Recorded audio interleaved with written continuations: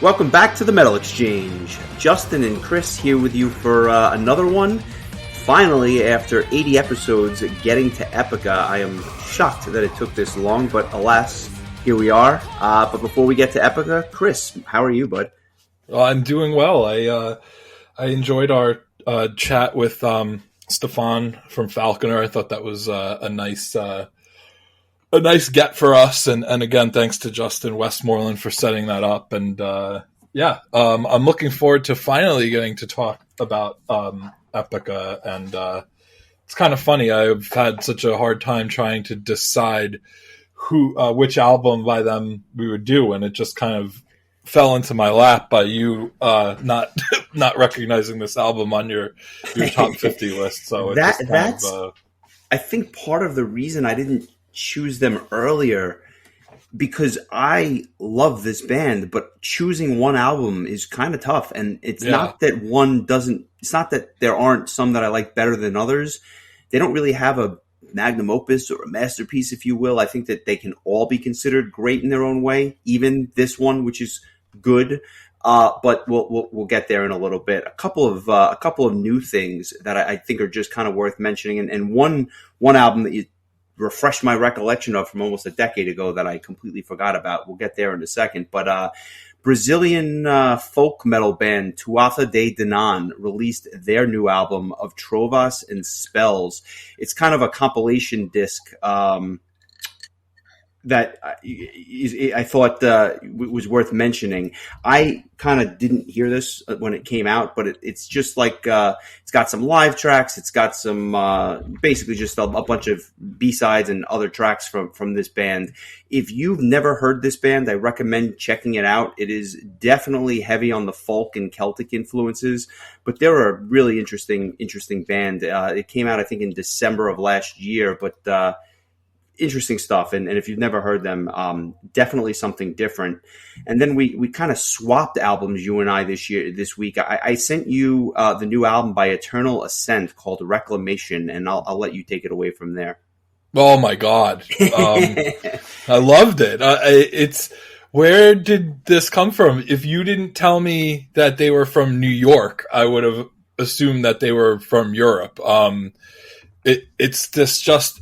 The album's called Reclamation, and it came out in January, late January, and it's just like wonderful symphonic power metal, really the kind of stuff that I gravitate towards. And the vocals, which were done by Mark Bellafato, who also did the keyboards and the drums, and Christian Rush did the guitars and the backing vocals. This was pretty much a two-person job here. But the vocals were, I said to you, it reminded me of like a cross between Zach Stevens and Jonas Heidgert from Dragonland, of all things. But man, I enjoyed the hell out of this. Like, this is just my kind of thing. And if you like symphonic power metal, this is right up my alley, and it'd be right up yours. Definitely, you definitely hit the nail on the head recommending this to me, because this was I was blown away on the first listen. Great stuff. I heard this and I liked it. I liked it quite a bit. I'm going to go back to it, but when I heard it, I immediately said to myself, "You are going to just absolutely eat this up." Having seen hundreds of shows in New York, I have not seen these guys play live. I don't even know if it's something that they do, being that it's kind of a two-piece project. They should. I would love to see them open for some of the bands that come through New York City. But I haven't yet. Here's hoping that I do in the future. But this is a really promising start for them, and I look forward to hearing more. So I sent you this power metal album, and you kind of unprompted, unsolicited, sent me a prog album that I completely forgot about. There was a band that came out with an album back in 2012 called Art by Numbers. And the album is called Reticence the Musical. And it actually, it's funny because at the time, I think I listened to this once 10 years ago. I never listened to it again.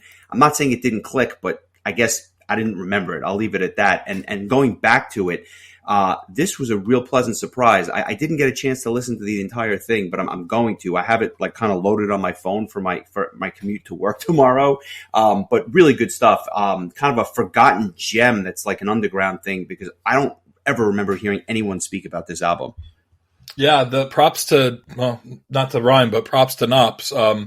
He brought this to my attention earlier in the week, and I only got a chance to listen to one song, which was The Man in the Box, which I think they made a music video for, but I really liked it, and apparently it was done by members of Artificial Language, who just recently had to pull out of their Prog Power USA performance, but I think that's how Knops kind of heard about it. Yeah, it's definitely that kind of like funky kind of prog kind of stuff that I tend to enjoy. And I was a fan, and still am a fan of the band Artificial. I keep wanting to say Artificial Intelligence. Thanks, Nathan. Artificial Language. I was actually pretty bummed to see them pulling out of Prog Power, because I would have liked to have seen them. But yeah, I'm going to have to give this whole album a listen to, because that one song that I heard was quite good. And yeah. Was that it? Yeah, that's it for me. I think unless you have anything else. Yeah, I did. So tomorrow night, I am going to be seeing a band called Stavo at a brewery here in Rochester, and they are a prog rock, prog metal band that's actually kind of local to the area, and they're doing this little bit of a show where they're kind of mixing up some cover songs with some of their original material, and I sat down this morning, and I just I downloaded. They had an EP, a single, and a full-length album. The full-length album is called Void of Polarity 1212 or 1111, I should say. And I really liked it.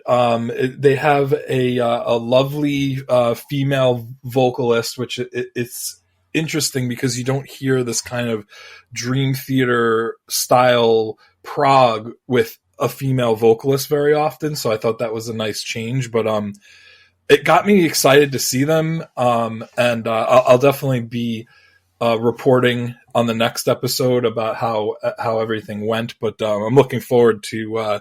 I know that they're planning on doing a couple of Dream Theater covers and Iron Maiden, and I think they might do Queensryche as well. So I'm just really looking forward to having some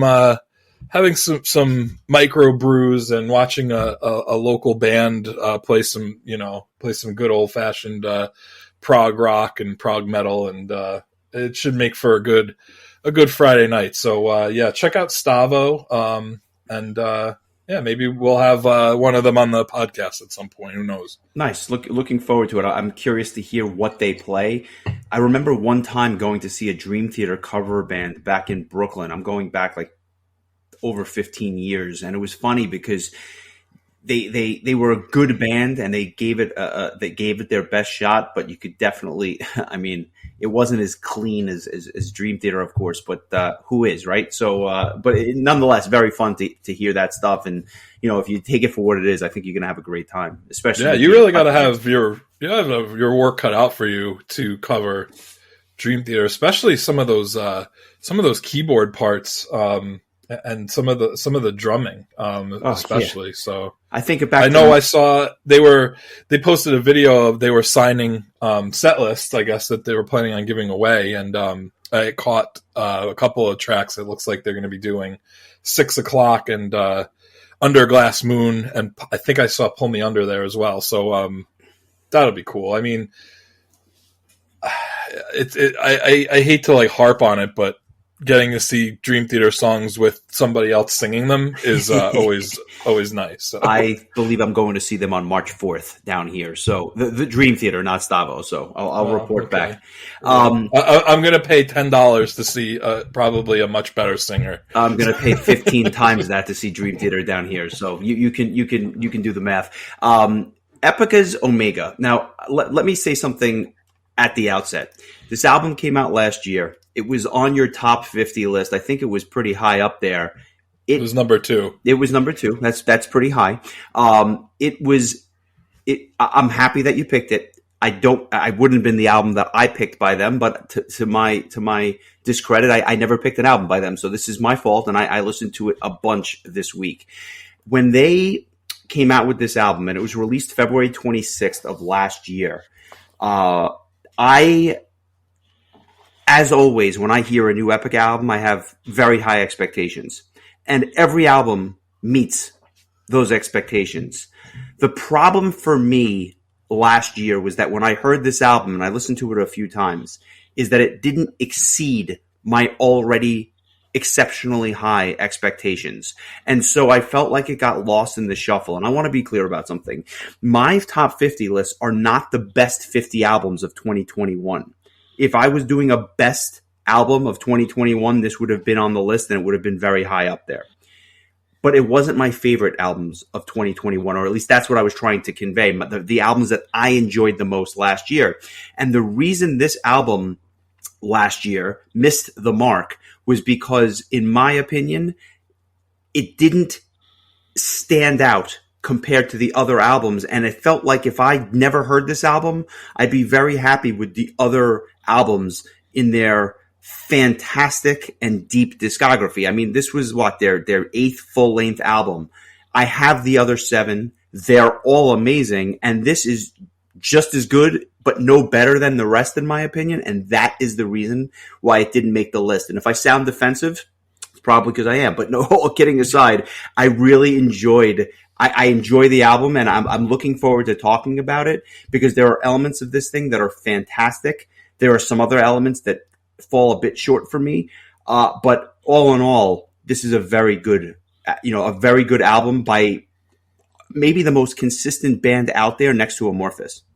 Well, I was going to say, it's going to be interesting to see if Amorphous makes it to your list next year, or if... Agreed.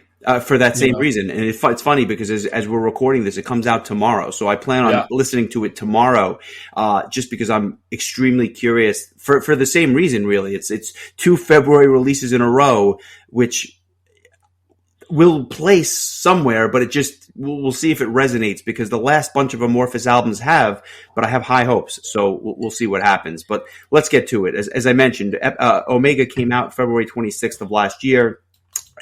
Epica's lineup has pretty much been the same for the last bunch of albums. Obviously Simone Simmons, the main singer, Mark Jansen doing the rhythm guitars and the male, aggressive vocals, if you will. Isaac Cohen, Rob Vanderloo, and Arian on drums round out the lineup. They've been with the band for a while. Just one of the tightest live bands you'll ever see. Fantastic musicians, and all of whom in their own right are just so accomplished, and the compositions that they come up with is mind blowing. I would argue that this band is really genre defining, because when I think of symphonic metal, I don't really think of Nightwish anymore. I kind of think of Epica as like the flag bearers.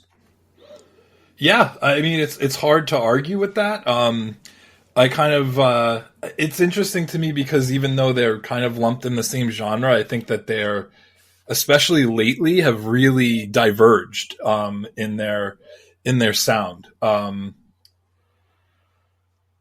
I would also, I guess, I'd throw even like Within Temptation in that pile too, is another band that's kind of diverged. It's almost like all three have kind of gone their own way, and kind of Epica's kind of forged their own path. I agree with you that like they haven't done a ton to kind of change up their sound in general, but I think that what they do better than pretty much anybody. And for me, this album is no exception there, and it's honestly one of my favorite albums that they've ever done, and I think that's the reason why I chose it. I mean, part of it was just to needle you a little bit for not putting it on your list. I can take it, but I mean, I enjoyed it that much that it was my second favorite album of last year. So I thought it was, deserving of discussion. I think it was obviously you must have played it quite a bit if it wound up that high. I don't know that you played it as much as the Halloween, but I would have to think that you gave it a ton of spins if it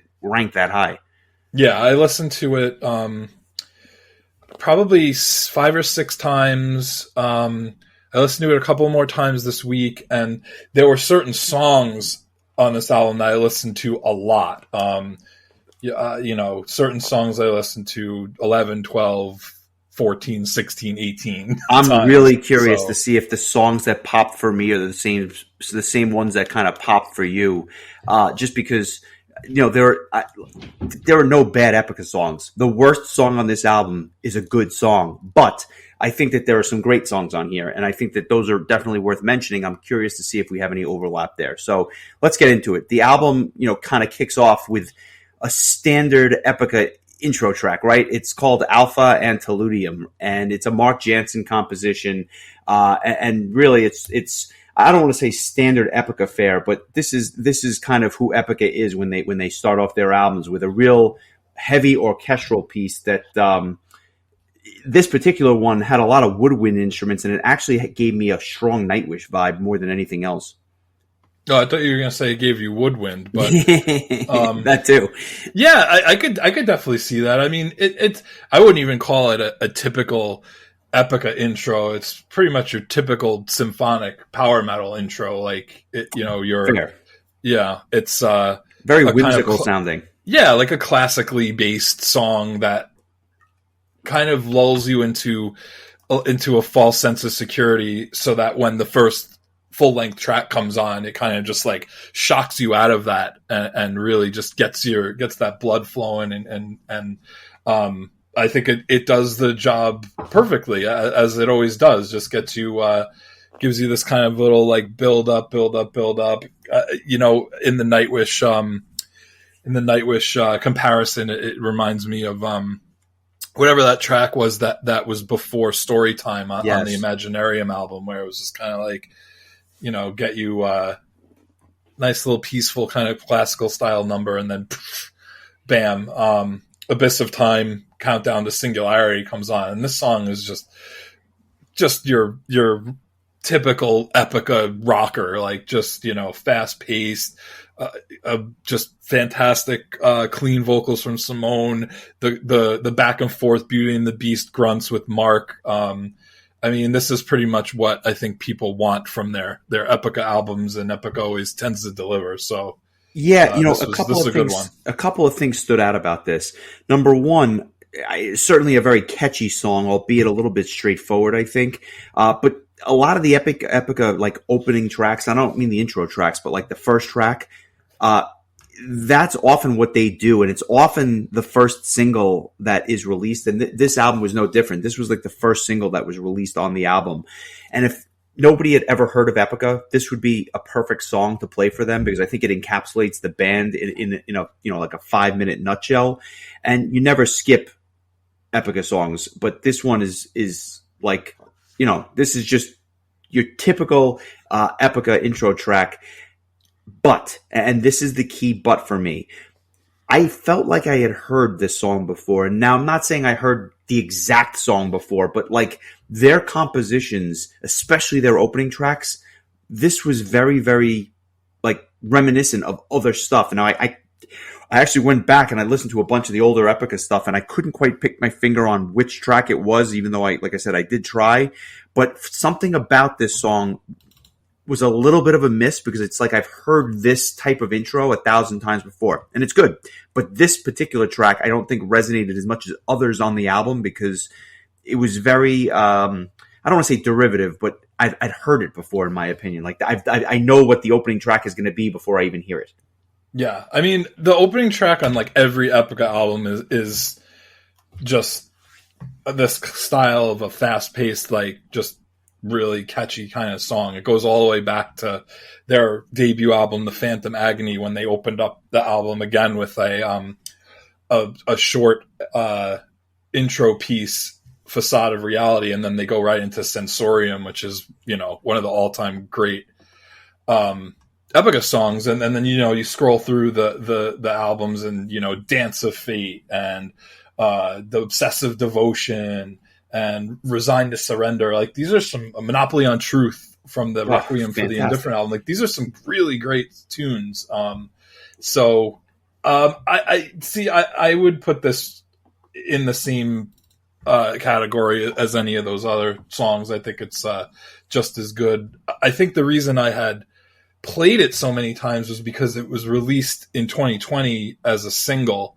So this is, and like you said, since it was their first single, it was the song that I've been aware of the longest. So I've listened to it the most times. They also released like this acoustic version of it called Abyss O Time, which was released as a single in 2020 as well. And that's kind of a neat little acoustic version. I guess there's a second disc with a handful of acoustic tracks. I don't have that, so I wasn't able to listen to that, but it does have this one tune on it, and it's pretty cool hearing it done in a totally different way. I like the way that Epica does these bonus things sometimes, where you get to other hear arrangements, right, and just a totally different vibe. I really like they did something similar on their Holographic Principle album. That one I did have. I must not have gotten what the iTunes, whatever it is, the special edition or whatever, because I only have the 12 tracks here. So I'll have to look into that. But check out the acoustic version if you get a chance. But I will say the next track, the Skeleton Key, it shouldn't really come to too much of a surprise, because if you saw my my best of 2021 playlist, this was the song that I chose to represent this album. So it remains my favorite song on the album. So it's going to be my song of the week. Thousand silent voices have been screaming in my mind this night again. I am trying to decipher the illusion, so I'll finally ascend. Run around in circles, no direction, without any end to see.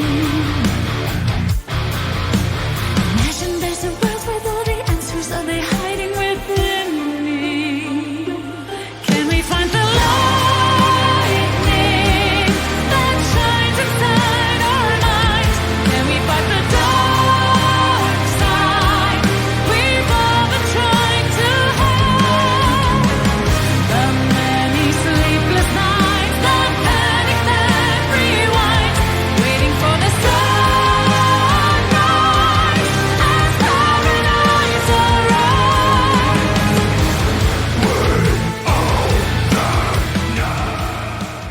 I love the way that it kind of kicks off with like this really eerie piano, and then it slowly kind of builds into this really like epic, like heavy mid-paced kind of tune. What did you think of this one? This one is the phrase I would use is like hauntingly beautiful. The piano giving way to that like really heavy riff, I thought was awesome. I like the children's choir on this. I thought that provided kind of a nice touch. It comes in towards the end. Not my favorite song though, and I have to be honest with you. It's I don't know. I think that there are songs later that I just liked better. This I thought was a little bit better than standard fare. So it's a good song. I don't think it's a great song. But by the same token, I had no urge to skip it or anything like that. It's just certain elements I loved. I just didn't think that the verses themselves were outstanding, and the chorus is pretty decent. I think that Seal of Solomon, the next track, is a little bit repetitive, but otherwise there's elements of this song that are just completely different from the prior song that are even better. This one has a very Middle Eastern-ish intro, which would remind me of a lot of the stuff that they would do on Consigned to Oblivion. And it also reminded me of Mirath, which was interesting because their singer appears on this album a little bit later on, and I had no idea about that at the time. He actually does like vocal spots in Arabic, which I thought was really awesome. This song is a little bit different insofar as Mark Jansen actually does the leads on a lot of these verses, which is kind of a nice touch compared to Simone, who usually does most of the leads. But when she comes in exceptionally strong with her vocals kind of like soaring over the top. But the best part of the song to me is there's a fantastic bridge towards the end, which is almost uplifting in a way. And I really thought that going into the instrumental section was absolutely fantastic. And the end of the song is great too. So this, if I was going to listen to a song live, it might be Seal of Solomon. I really could get into that. And it's funny because we had been contacted by one of our listeners, Brian, who had requested albums in the past, and somebody we keep in contact with. He, I think, was a big fan of this one, and I can see why. Yeah. Another, just another like Epica style Epica song, as only Epica can do. It's interesting. I'm glad that you mentioned like the soaring vocals from Simone, because I feel like she does such a good job of, in the skeleton key, having kind of these like really light, almost quiet vocals. And then at the same time, she can come into a song like this and just completely belt out these amazing, stronger, vocal lines. So like, it just shows that her range as a vocalist. And, that's a big part of it. We were talking about how, when we were listening to the debut Falconer album, about how like it kind of was missing that kind of almost ballad or something just a little slower, and they kind of they kind of got that with the bonus track. But I mean, Epica always tries to like keep the tempo changing, and so you're always going to get your fast-paced song like Abyss of Time. You're going to get a slower-paced song like Skeleton Key. This one's a little bit more in the middle pace with Seal of Solomon. There's going to be another ballad-type song that we'll talk about a little bit into this. But I do like that the pacing of an Epica album is always kind of like a roller coaster in terms of the tempo of the songs. Yeah, I agree. And it's because of that even though their albums are usually quite long and very dense, they keep your attention because of the ebbs and flows throughout. As I was listening to this, and as we get into the next track, which is actually ironically the shortest track on the album, Gaia, it's still nearly 5 minutes long.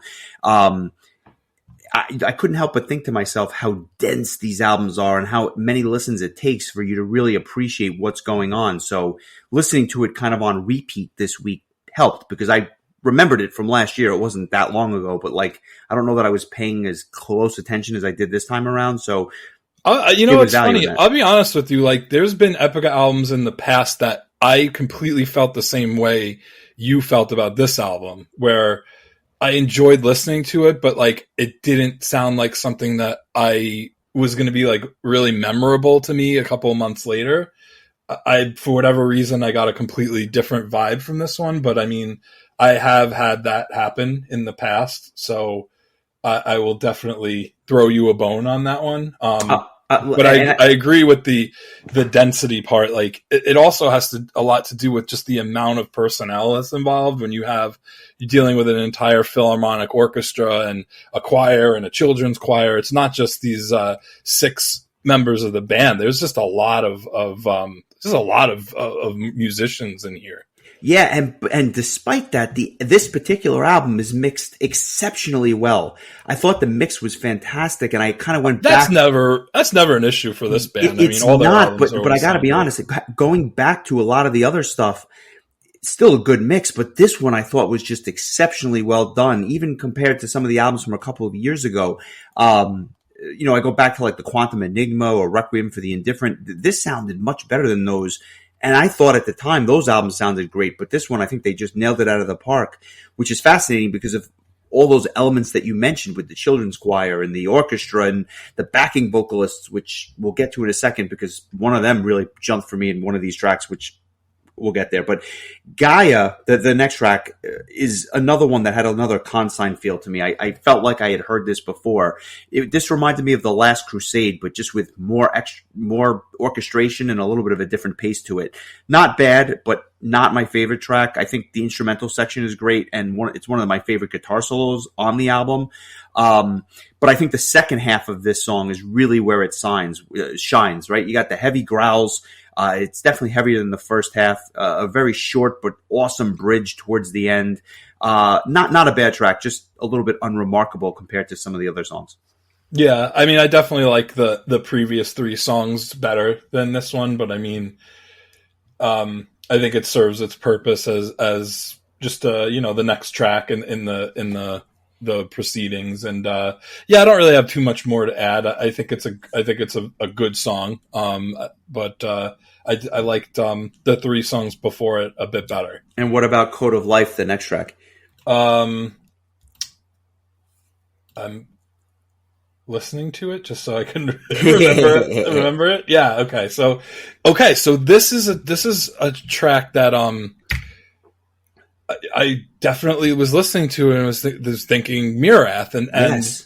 And then I go to Wikipedia to get a little information, and sure enough, I find out that Zahir Zorgati from Mirath is, did some work on this song, so it kind of makes sense, and not just Mirath, but also when I hear Middle Eastern stylings with Epica, it also makes me think of Mayan, which is Mark Jansen's other band that is kind of like his. More of like a symphonic death metal band instead of a symphonic power metal band. Oddly enough, I happen to really enjoy Mayan, in spite of all of the growly vocals. But the Middle Eastern kind of orchestrations throughout the song really could have come right off of a Mirath album. This song blew me away, and I don't know that I appreciated it as much like a year ago, right? But this time around, I loved it. And there's certain elements of it that really just hit home. I thought the verses were fantastic with Simone's vocals. And without even realizing it, there was one point where I was listening to it and I heard these backing vocals. And I said to myself, that sounds like Marcella Bovio. And sure enough, it is her. She's on this disc and I had no idea. And I'm a huge fan of her work, both her solo material and a lot of the other bands she's been with. I couldn't believe that it was her because she sounds so great when you kind of add her behind Simone's vocals. It just really resonated with me. I thought it was beautiful.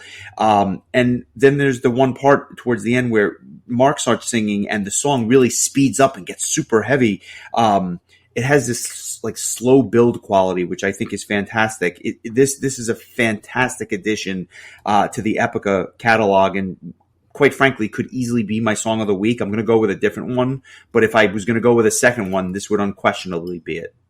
Yeah, and then on top of it all, like there's the children's choir in the back. There's just so many layers to the song. I'm glad that you shone a spotlight on it because it's a really cool tune, and I just love like that Middle Eastern kind of element. I think it just kind of really makes a song stick out in a good way. So yeah, this was a really cool song. I feel like Gaia was almost like a cool off song in between Seal of Solomon and Code of Life. It needed a rest hold, and that was it. So there you go.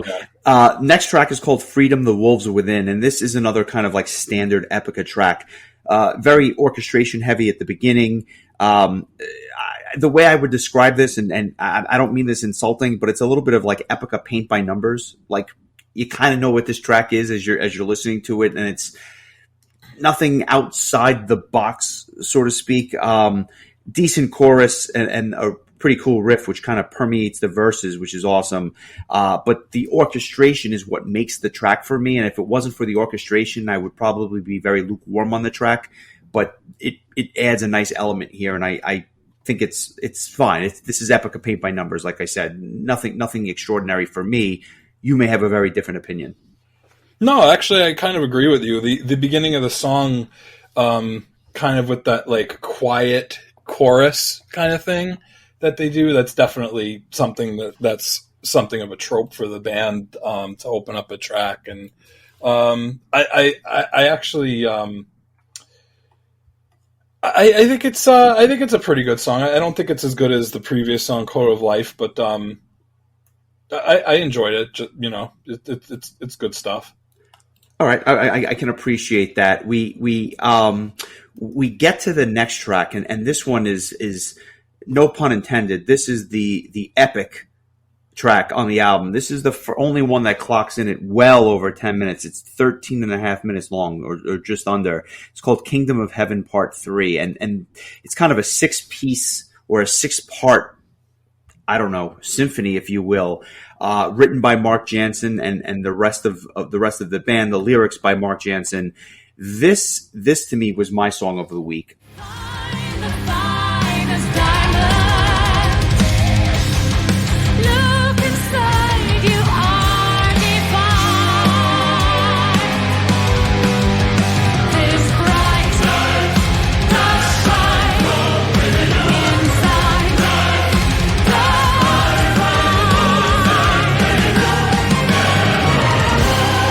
just as water turns to snow, what is above so is below. In time we learn to feel the sounds. We can cure ourselves. Use this healing energy for the Holy Trinity.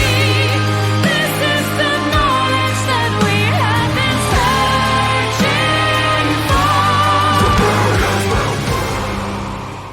I could not believe the amount of effort and energy that went into this track. And, it's funny. There was a lot to digest, and I don't even know that I necessarily appreciated it after the first or second listen this week. But by the third listen, I couldn't wait for this track to get here, because I think that they hit I think they hit a home run with this one. This is but by the time the intro starts, and it's a little bit of a slow build here as well, but you can see that this is going to be a really special tune, heavy on the orchestration, one of, if not the heaviest riff on the entire album. And it does slow start, but once that train leaves the station, you know that you are in for a phenomenal ride. And there are even parts here that actually reminded me of Scare Tale by Nightwish, which I thought was very interesting. Right after the instrumental section, this kind of goes off the rails at the end. It's very fast, very heavy, but really, really cool. And basically everything I love about the band in one 13-minute track. So selfishly, I want to listen to it again, and that's why I'll make it my song of the week. Oh, there you go. It's interesting because it kind of it clocks in at the almost the exact same amount of time that the original Kingdom of Heaven, Yes. the first part on the Design Your Universe album. They're only 9 seconds different or so. This is just it just is very typical of Epica to have a really epic track like this. Part 2 was on the Quantum Enigma album, and that was just shy of 12 minutes. So this trilogy in and of itself is about an EP's length of music, or a 1960s full album.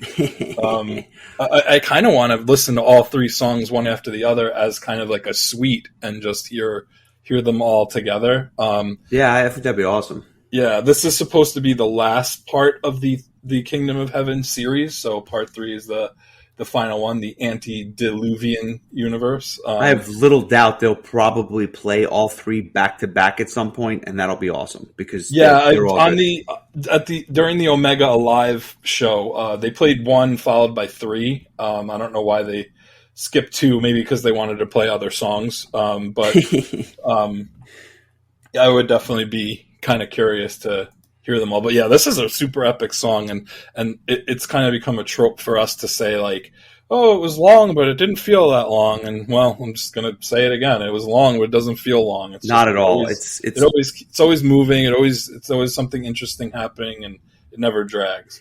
It's after it's over, you need a come down song, and I think that's what you get with the first and only true ballad on the album, which is Rivers. I am not a huge fan of this song, and I can appreciate the fact that it was ultimately made a single, and I certainly understand that, like, you needed a ballad at this point.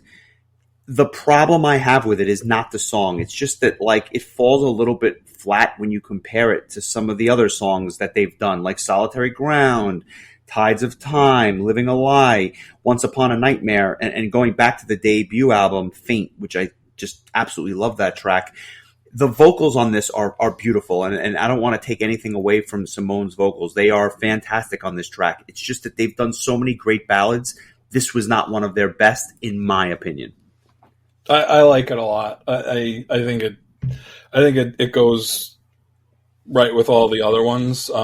It's Simone's voice is just it's just made for a song like this where she's really the star here. Because I mean, this whole album, like we said, there's so much going on with orchestras and choral groups and children's choirs and whatever.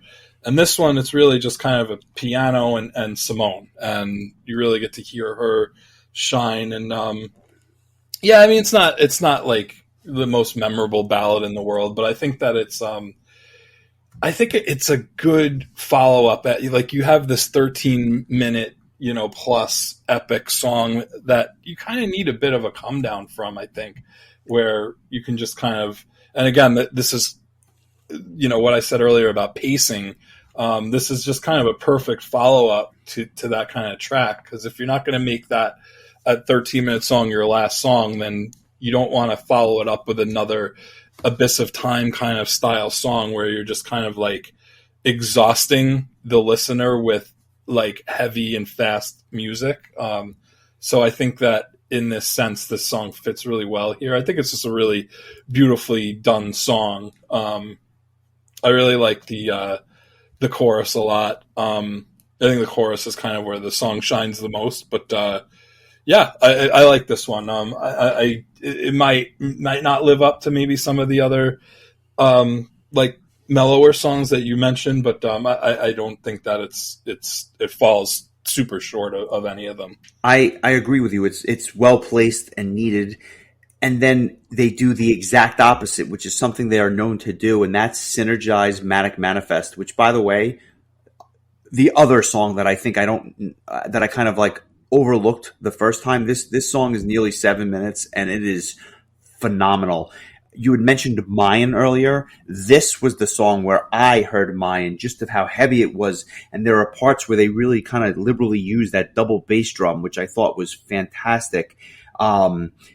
Everything about this is really good, and I think it's kind of an underrated tune. And everything from it's a bit simple, but it's got a solid chorus, and even the outro is really cool and kind of a nice contrast to some of the other songs, because other tracks on this album have a really slow build as they get heavier and faster. This one kind of slows down and gets a little bit like slower and softer, in my opinion, and I thought that was a really nice contrast. This would be a top 3 song on the album for me. Yeah, well said. Another good longer track. But yeah, it just makes me think that like while like yeah, they're not really doing anything new. I mean, and there's definitely some of that Mayan flavor that's sprinkled in here and there, because of course it's the same guy writing all these things. But it's just, to me, like, and the same goes with Amorphous, like you mentioned earlier. It's like, you know what, like, I don't need all the bands I listen to like change too much, as long as they're coming out with really solid albums that I enjoy. I'm okay with it being maybe a little derivative. The formula is not broken. Let's be honest. No, this is a very good release. But and you know what? It's funny because when a band like Nightwish comes out with their most recent album, a lot of people didn't like it because they kind of changed the formula up. So I mean, sometimes, myself included, sometimes that just doesn't work. Yeah, I get it. And if they were deviating too far, I remember. It's funny. I remember when they released their second album, and I remember people saying to themselves, Epica, that is, because it was, Consign was just a little bit, I don't know, different than the first, and they were mad that they went with that like Middle Eastern flavor to it, and they were killing the band, and then they kind of deviated back away from that going forward. And that album, of all of them, I think Consign gets like the least amount of love because of the fact that there was a little bit of a deviation there. I happen to love it, but when you look at these albums and you match them up, I think if you asked 8 different people, you'd have 8 different reactions as to which one is the best, which one is the quote unquote worst.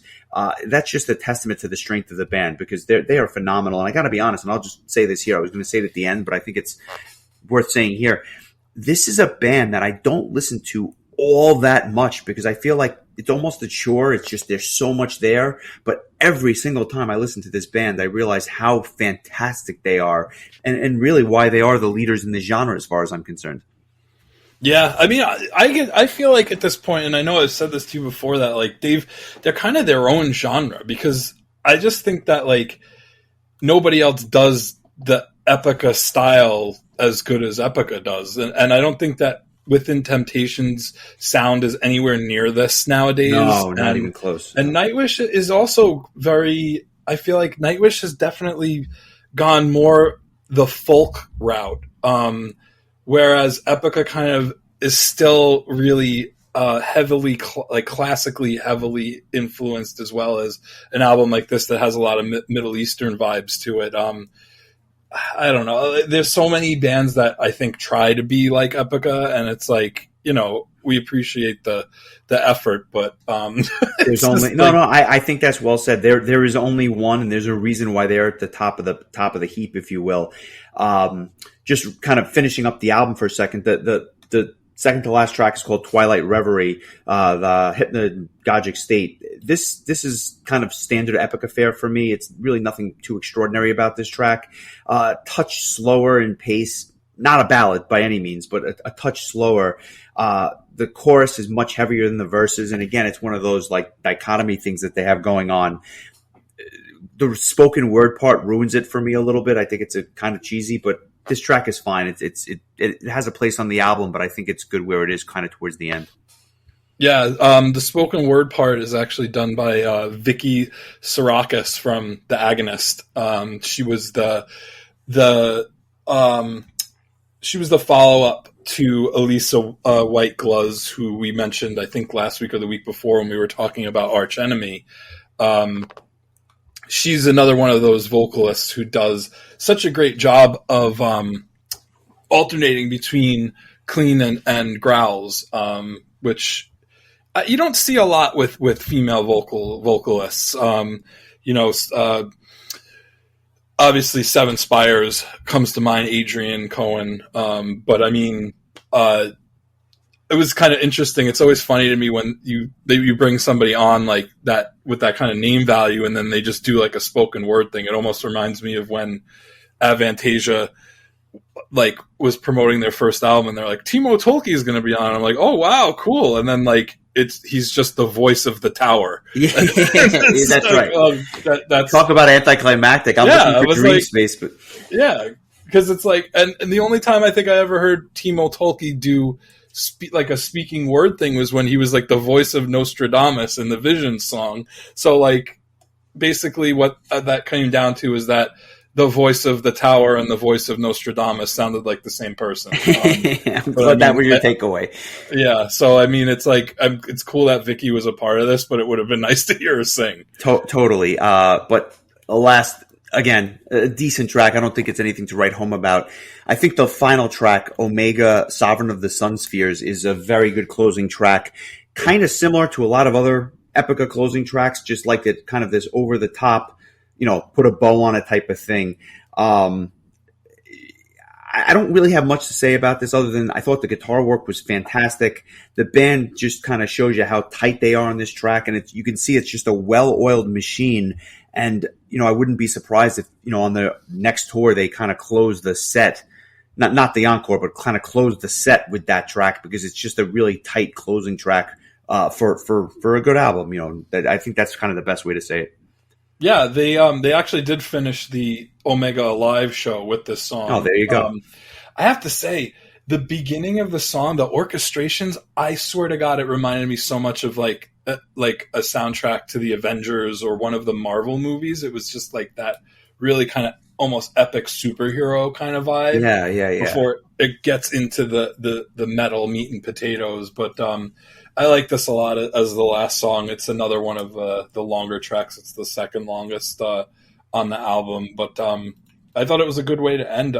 This is a meaty piece of album. This is a 70-minute album, which is can be kind of daunting, especially with a power metal album. Does anyone really want to listen to 70 minutes of power metal? Well, I do, and I think they did. I think they did a pretty damn good job of keeping it interesting and different enough throughout. Maybe not changing the Epica formula much, but at least the album itself kind of ebbs and flows and has a roller coaster of different types of tempos and styles. So I just thought this was really like a symphonic. A real symphonic masterpiece, start to finish. And, I will say that like when I first listened to it, when it came out last year in February, it was one of those albums that I can just continually went back to throughout the year, which I can't say about a ton of albums that came out last year.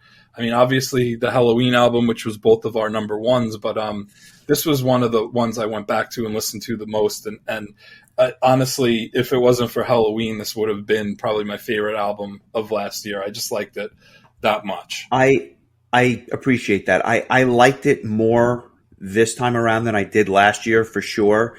I don't really think it pays to say, in retrospect, it would have been on my top 50, because at the end of the day, if I was to play an Epica album now, I'd probably go pick a different one, but that's just because they're all so good. I try to play them all, on occasion.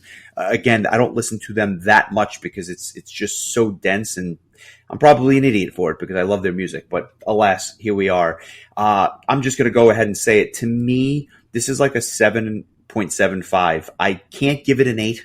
I don't think it's quite there because I've heard a lot of this before, but it's too good to be a 7.5. I think that would almost be insulting to the album. So while it's not my favorite album, and it probably would not make the top 50 list again, or it would be coming in at a 48 or something like that. It's not because the quality of the music is bad. It's not. It's fantastic. It's just that like I've heard them do this before, and I was just kind of enjoying other things a little bit more because it was either new or different or whatever. So that's the reason I give it that score. I trust you'll be a little bit higher than that. Yes, I gave it a 7.8. There you go. No, honestly, this was a 9.0 for me. I had given, when we reviewed the Halloween self-titled album, I'd given that a 9.5. And so being that was number one and this is number two, Makes I think sense. it only makes sense that this would be slightly beneath, but not by much. As far as a symphonic power metal album goes, this is pretty much what I'm looking for. Just incredible orchestrations, fantastic musicianship, great choirs, great children's choirs, cool guest spots, and like you mentioned, like a really impeccable mix. And just like heavy guitars and heavy death vocals, but also beautiful, beautiful high vocals from Simone. Like it's like, for me, like this is my brand. This is like one of my brand of music. Next to like the Halloween power metal style, or the Power Quest kind of a bit of a more of the happier power metal style, like this symphonic power metal. I just think that Epica really is at the top of the game, as far as if you're going to lump them into that genre, which, like I said, they're their own genre as far as I'm concerned. Epica metal. But, yeah, there you go. And some of the nicest people you will ever meet. So I think that goes a long way as well. I've had the pleasure to meet some of them on multiple occasions, and I just can't say enough nice things about them. And a fantastic live band. Also. Oh God, yeah. They're one of the last bands I saw prior to the shutdown in 2020. I saw them on 70,000 Tons, and I had seen them live probably a half dozen times before that, just as tight as they are on the album. It's almost incredible that they're able to pull it off, given the density of the sound and all the things that are going on. I hope that they do one more shot with Prague Power before the festival kind of rides into the sunset, because I think they've played the festival twice now. Most recently, they were headliners, but it's been a good while since then. That was kind of a while back. It has been, and I have no doubt that they are still heavily on the radar. I think it's a matter of timing and other things as well. But like, they're definitely on the radar, and they deserve to headline the show because they are like you said, they're the epitome of what they do. So, here's hoping. I would definitely enjoy that. But I think that'll put a nice bow on Epica for now. I think we'll obviously do another one of their albums in the future. A couple of news items, which I think are interesting and worth noting. The Gathering, a band that was actually announced for Prague Power before they had to bow out, have released their second single for their upcoming album, which is due out. It's called Beautiful Distortion. It's going to come out in April. Unbeknownst to me, they came out with a single last year, and this was, I guess, in October. They came out with a second single earlier this week. I am not a huge fan of the band, or at least I'm not a huge fan of the entire discography. I don't know it that well, but from what I heard from these two singles, I'm curious about this. I think it has the makings of a potentially really good album. I would definitely be curious. I kind of like lost my Gathering street cred after what's her name left the band. Anneke left the band. But I've been told that their material remains quite good, even though she's no longer with the band. So yeah, I'd be curious to hear it as well. I'm not nearly as well versed in the band as I would like to be. I love their first, or I don't know if it's even their first album. It's the earliest album I have, Mandylion. I thought that was a really good album. And a lot of people say that's kind of their best. That's probably something we should do on the podcast eventually. But definitely, I think worth checking the new one out when it drops in a couple of months. And then in a completely different vein, German thrashers Destruction, the brothers of the kind of like the counterparts to Creator over there in Germany, have just announced a U.S. tour for the spring, along with every other band that's coming over in the spring. This one starts in Brooklyn on April 28th. It goes all the way out west and then ultimately comes back to Maryland on May 29th.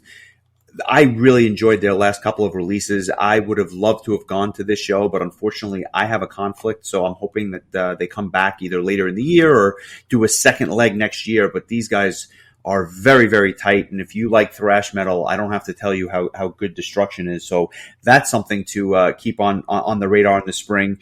And another band that's touring in the spring has been dropped off a tour and been replaced. Do you want to talk about that for a bit? Yeah, unfortunately, Battle Beast was set to be the direct support for Dragon Force on their North American tour for this year.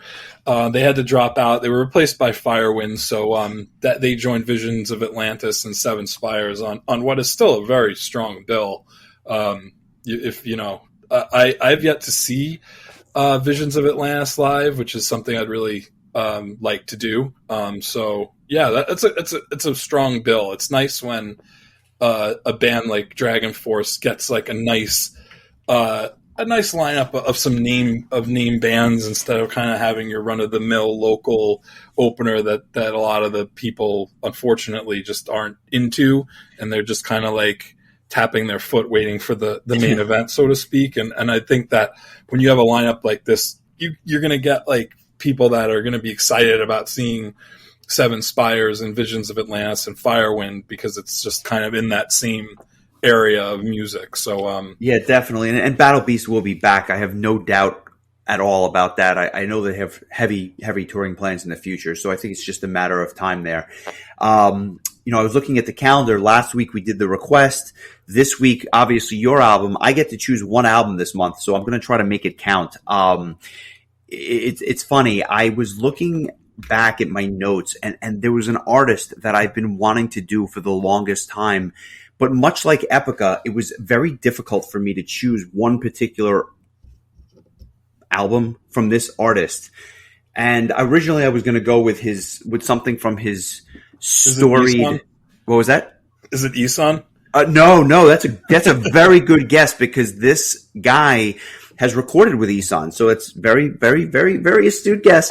The person I was thinking of was Devin Townsend, and I was going to do something from his solo career, but I didn't quite know what to choose.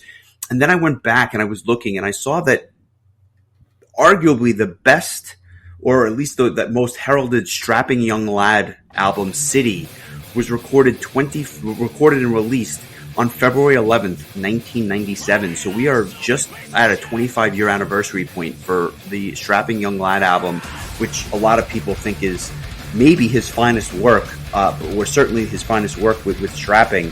So I know you know some of the solo material, and it is fantastic. You have never heard Strapping Young Lad, if I'm not mistaken. And if you have, I've never heard you say a word about them. So we are going to do City by Strapping Young Lad next week. Yeah, I know very little by the band, so it's actually kind of interesting because now you just reminded me that it's pretty much been 25 years that we started listening to kind of more obscure metal stuff. So yes. So yeah, we'll celebrate ourselves too, and pat ourselves on the back. Us and Heavy Debbie next week. and let me tell you something. This album is very heavy. I'm very curious to hear your thoughts on this because it's Devin. There's no ifs, ands, or buts about that. But it is a little bit different. And by a little bit, I mean a lot different than his solo material. This is one of the heaviest albums I've ever heard. So I think you'll appreciate parts of it. I think you'll scratch your head at others, and I look forward to talking about it next week. One question: does Simone do any vocals on it? No. Unfortunately, she doesn't. And as we listen to "Oh My Fucking God," you'll see why very, very soon. So get ready, put your seatbelt on, strap in, and get ready to go on a ride with Heavy Debbie. Fantastic! I'm glad that we'll get to do something with him because Devin was definitely a late bloomer for me because it just it went over my head when I was younger, and then as I've gotten older and Knops, being a big fan, he kind of sucked me back into paying more attention, and I've definitely learned to appreciate more of that wacky kind of style that Devin's known for. So strap in, my friend, strap in. You're about to go on a ride. I look forward to talking about this next week. You'll get to choose one more, and then that'll take us into March, and we've got a nice request lined up for then as well. So thanks to everyone for listening. We appreciate it. We look forward to engaging with you during the week. And Chris, enjoy the show tomorrow night, and we'll talk soon. Sounds good, buddy. Take it easy. Take care.